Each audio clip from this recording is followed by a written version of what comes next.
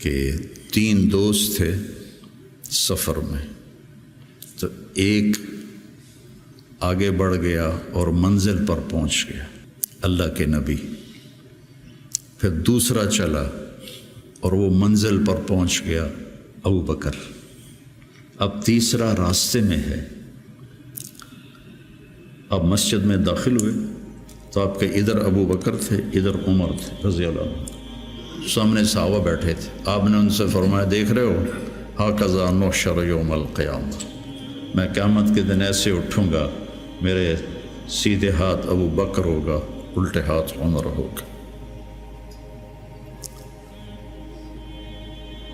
ملہم مراد، سارے مرید، ایک شخص مراد، کتنے بڑے آدمی۔ تو صحابہ نے مشورہ کیا کہ فتوحات ہو گئی ہیں، کیسر اور کسریٰ کے خزانے مدینے میں آ گئے ہیں، اور عمر کا وہی حال ہے، وہی مجاہدہ ہے، وہی مشقت ہے، تو اب اسے نرم روٹی کھانی چاہیے۔ حضرت عمر کی روٹی کوئی کھا نہیں سکتا تھا، اٹک جاتی تھی گلے میں، اتنی سخت ہوتی تھی۔ تو انہیں لباس بھی، بڑے بڑے وفود آتے ہیں تو انہیں لباس بھی اچھا پہننا چاہیے، اور کوئی اب خادم رکھ لیں، اتنے غلام ہیں، کوئی خادم اپنی خدمت کے لیے رکھ لیں۔ یہ کون مشورہ کر رہے ہیں؟ زبیر بن عوام، طلحہ بن عبید اللہ، سعد بن ابی وقاص، عبد الرحمن بن عوف، علی بن ابی طالب، ابو عبیدہ بن جراح۔ 6 اصحاب عشرات المبشرہ میں سے 6 آدمی یہ مشورہ کر رہے ہیں۔ حضرت علی نے کہا، مانے گا نہیں، جو تم مرضی کر لو۔ حضرت علی نے کہا نہیں مانے گا، کہا نہیں، ہم انشاءاللہ منوائیں گے، ہم خود نہیں جاتے، ہم حضرت عائشہ کو بھیجتے اور حضرت حفصہ کو بھیجتے، دونوں امہات المومنین ہیں اور ایک بیٹی ہے، تو ان کی ضرور مانیں گے۔ تو یہ دونوں تشریف لائیں اور متکلم بنی حضرت عائشہ، کامر المومنین، آج آپ سے ایک بات کرنی ہے۔ کہنے لگے، کہو۔ کہنے لگے، اللہ کے رسول کے دور میں نہ دنیا آئی، نہ اللہ کے نبی نے دنیا کا ارادہ کیا، تو وہ مشقت میں گزر گئے۔ میرے باپ ابو بکر کے دور میں دنیا کی فتوحات نہ آئیں، نہ انہوں نے ارادہ کیا، وہ بھی گزر گئے۔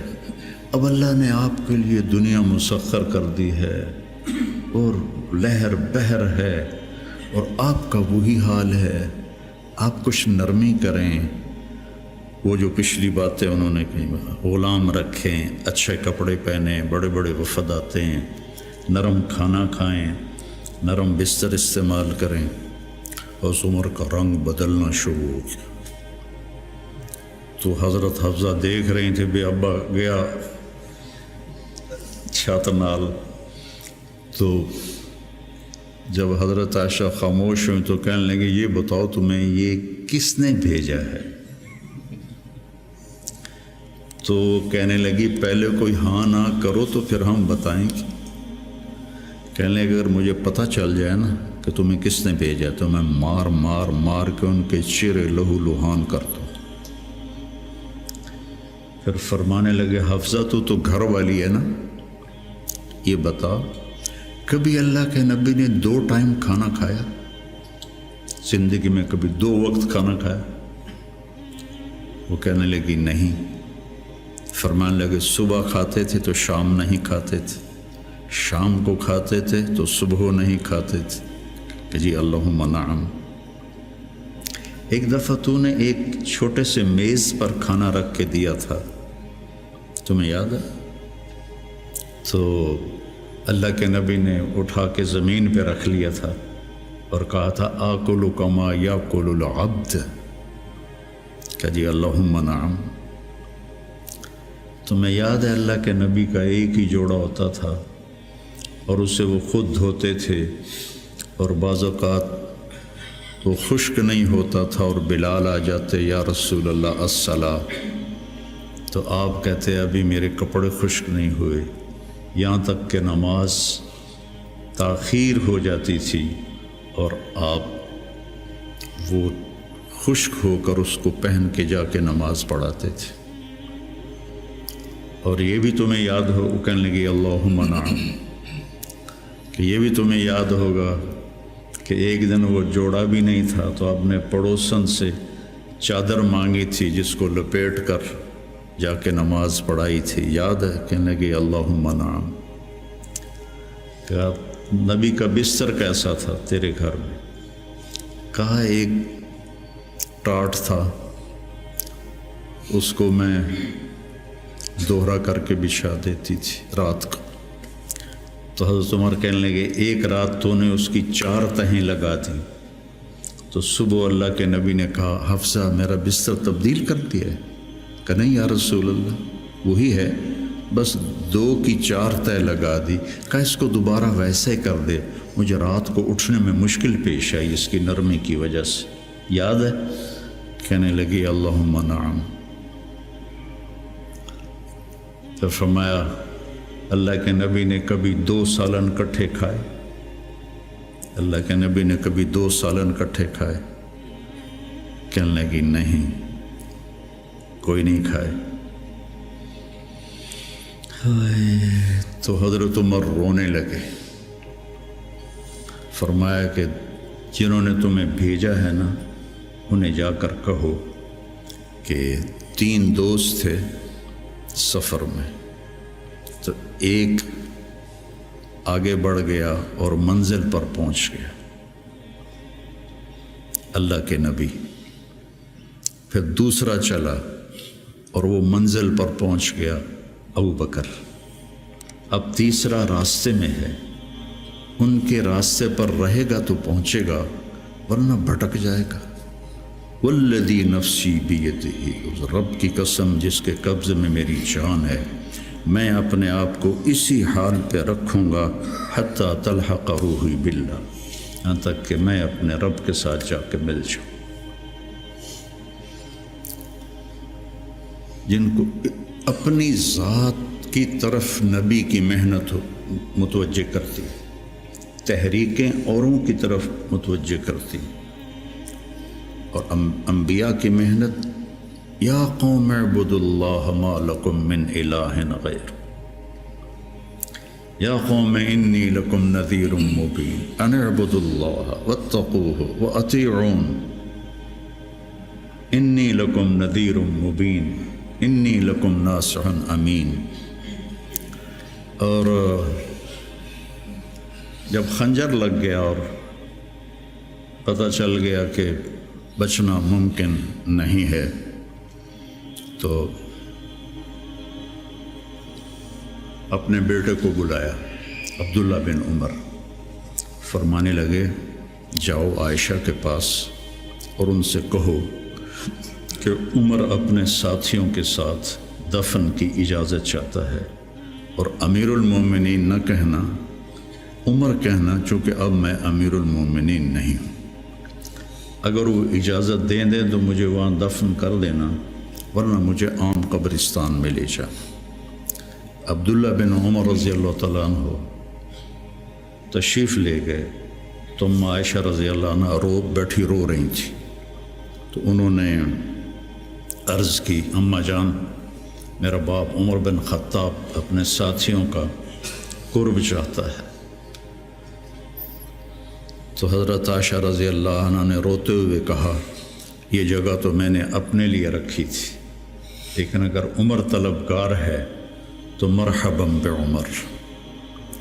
واپس آئے، کہا ابا جان ابشر قد اذنت، اجازت ہو گئی۔ کہ بیٹا ممکن ہے میرے شرم میں کہا ہو، جب میں مر جاؤں پھر دوبارہ میرا جنازہ لے جانا اور باہر رکھ دینا، اور پھر ایک دفعہ دوبارہ پوچھنا، اگر اس وقت اجازت ملے پھر مجھے اندر لے جانا۔ اتنے میں حضرت علی آئے تو بڑے گھبرائے ہوئے تھے، تو حضرت علی نے پوچھا اتخاف من الموت؟ کہا نہیں، الذی بعد الموت، الذی بعد الموت،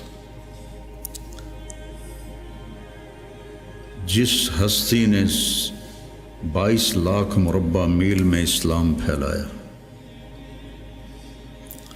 تو کہنے لگے ڈرو نہیں، میں نے کئی دفعہ سنا کہ اللہ کے نبی نے کہا خرجت انا و ابو بکر و عمر، دخلت انا و ابو بکر و عمر، جیت انا و ابو بکر و عمر و سیدہ کہول اہل الجنہ ابو بکر و عمر۔ کہ میں نے کئی دفعہ سنا، حضرت حسن بھی ساتھ۔ تو کہنے لگے قیامت کے دن گواہی دو گے میری؟